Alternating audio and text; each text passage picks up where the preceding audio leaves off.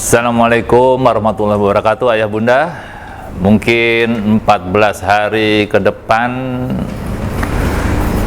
butuh pengorbanan yang lebih banyak ya. Bunda nggak bisa pergi ke mall, manikur pedikur nggak boleh ya.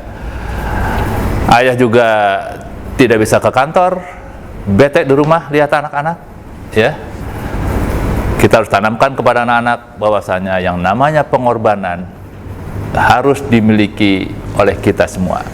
Tapi itu sebenarnya belum seberapa ya, dibandingkan dengan sahabat Rasulullah Ali bin Abi Thalib yang rela berkorban, mempertaruhkan nyawa demi membela Rasulullah. Bagaimana kisahnya tentang Ali bin Abi Thalib?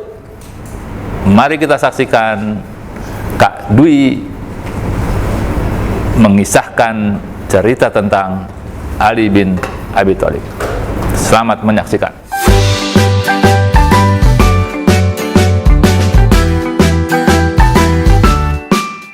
Semua harus membawa senjata. Kita akan kepung rumahnya Muhammad. Begitu kata Abu Jahal. Kapan? Abu Jahal itu sudah kesel sama Rasulullah SAW. Kesel kenapa? Semakin hari di kota Mekah orang-orang semakin bertambah yang masuk Islam. Bukan cuman anak muda, orang tua bahkan anak-anak juga pada masuk Islam. Kenapa? Karena dakwahnya Rasulullah SAW.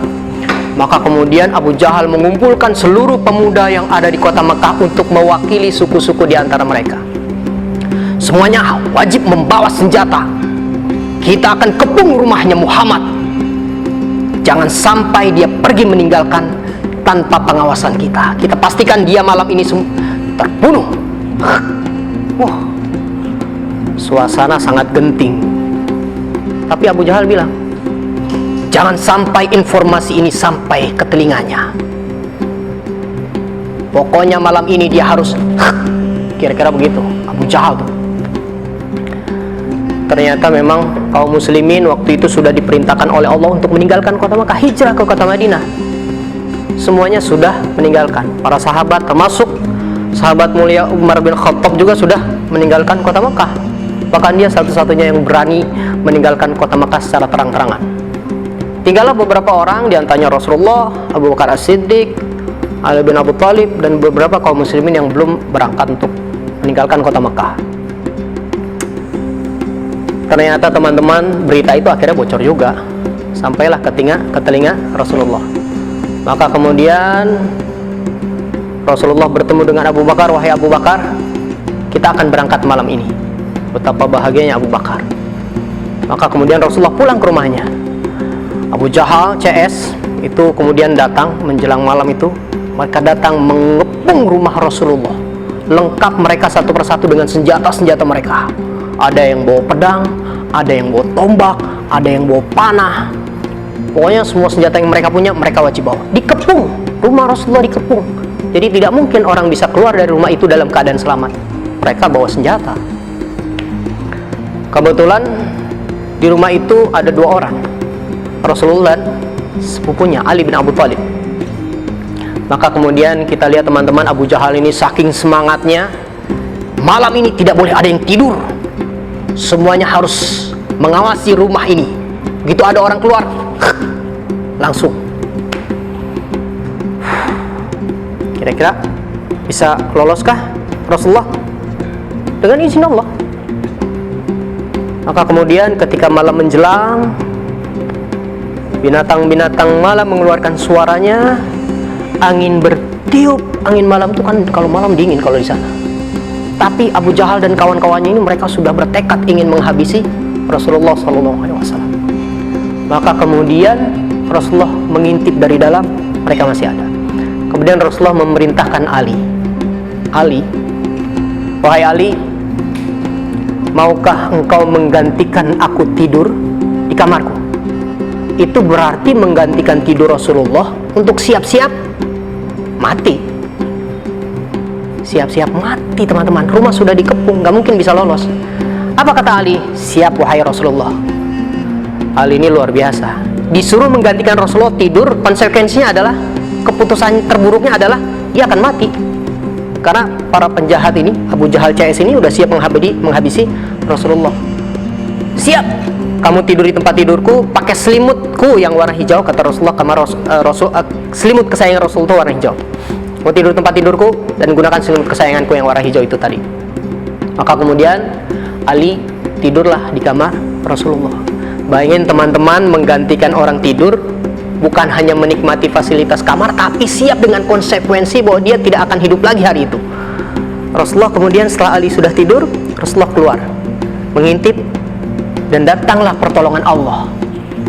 Ketika mereka sudah berjaga-jaga dengan mata yang terbuka, Allah kirim cuman angin sepoi-sepoi.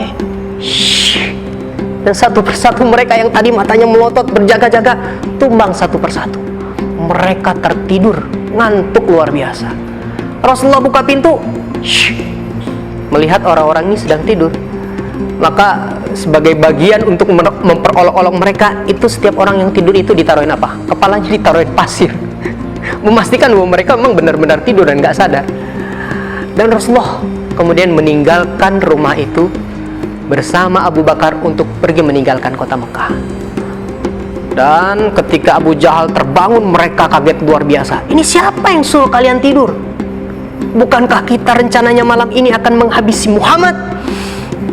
Ada salah seorang di antara mereka, tenang, kalau kita periksa rumah ini masih ada Muhammad, kita masih bisa membunuh Muhammad.